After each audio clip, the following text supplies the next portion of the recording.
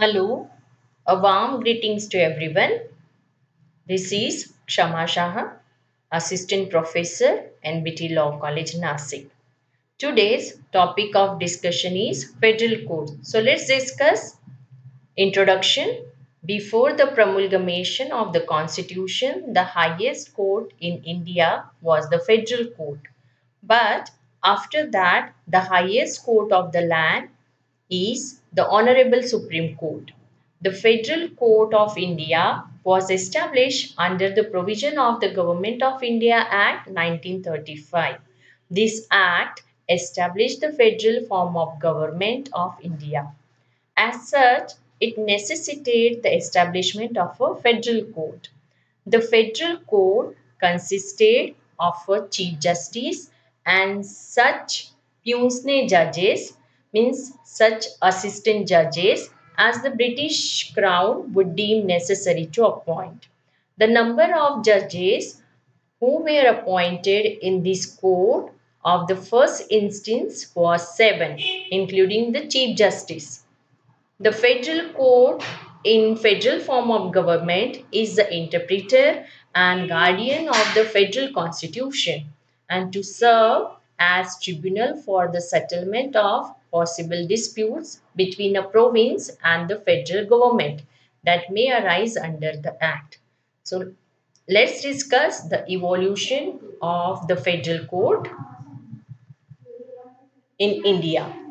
As a part of the general progress that the India had made in its political thinking, the views regarding the need for some kind of highest judicial body for India, which should be free from the control of the Privy Council, had the imagination of some of the Indian leaders. Agitation for the creation of All India Judicial Tribunal or All India Court was initiated during the first term of the Central Legislative Assembly. Sir Hari Singh Gaur, he introduced the resolution on March 26, 1921 to the Governor General in Council to take early steps to establish a court of ultimate appeal in India for the trial of civil appeals, which was determined by the Privy Council in England and as the court of final appeal against convictions for serious offences occasioning the failure of justice. Sir Hari Singh Gaur argued that such a court should be established in India immediately for the following reasons. Number one, the Judicial Committee of the Privy Council was not a tribunal or a court, but it was merely an advisory body constituted and intended to advise the king in his capacity as the highest tribunal for his dominions. Second reason was since Canada, Australia, and South Africa had such a tribunal, even we should have a Supreme Court of our own in this country. The third one, the expense of an appeal to the Privy Council was very expensive. Fourth reason was the distance from India to Privy Council resulted, that is to England, resulted in unnecessary delay because in many cases it took 4 to 5 years in the final disposition of the cases. Number fifth, the Judicial Committee was not equipped to decide cases involving the intricacies of Hindu and Mohammedan law. And number six was the Privy Council refused to hear criminal appeals only if there had been a gross failure of justice in the Indian court. Again, in 1925, he again introduced his resolution for re-establishment of Supreme Court in India. The arguments he offered the assembly at this time were very similar to those he put forth in 1921 and 22.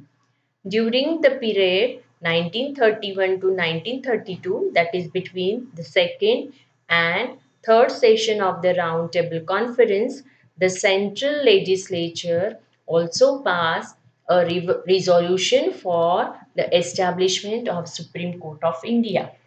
The Joint Select Committee of both Houses of Parliament, in its report in November 1934, recommended to establish a federal court in India. The Government of India Act 1935 had prescribed a federation taking the provinces and the Indian states as units. A federal court was therefore a necessity and it was established by the Act. The federal court inaugurated at Delhi on 1st October 1937. The Federal Court of India was a judicial body established in India in 1937 under the provision of Government of India Act 1935 with original appellate and advisory jurisdiction. It functioned until the establishment of the Supreme Court of India on 28 January 1950, 2 days after India was declared a republic. The seat of the federal court was at the Chamber of Princes in the Parliament building in Delhi.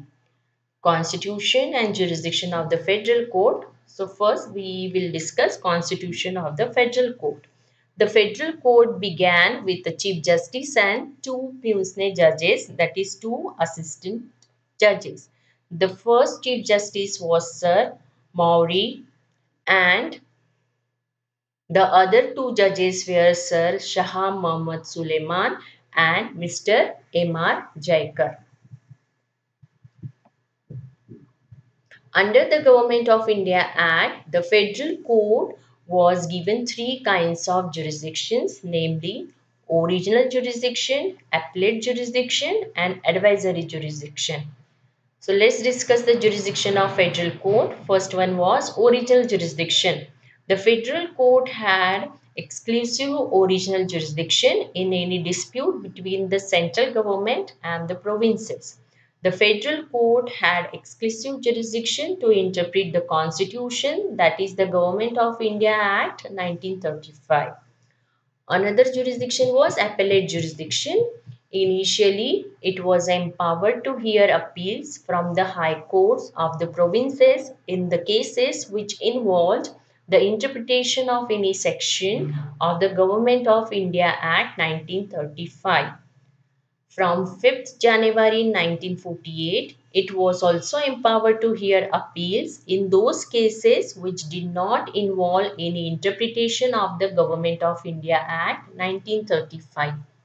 Appeals against this court could be taken to the Privy Council. There was a right of appeal to the Judicial Committee of Privy Council in London from the Federal Court of India. Advisory jurisdiction.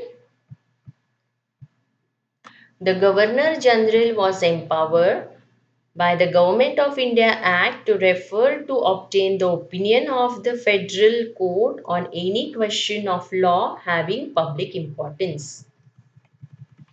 And number 4 was miscellaneous powers of the Federal Court. The Federal Court was empowered to make rules of its practice and procedure with the approval of the Governor General in his discretion. The law declared by the Federal Court was binding on all courts in British India.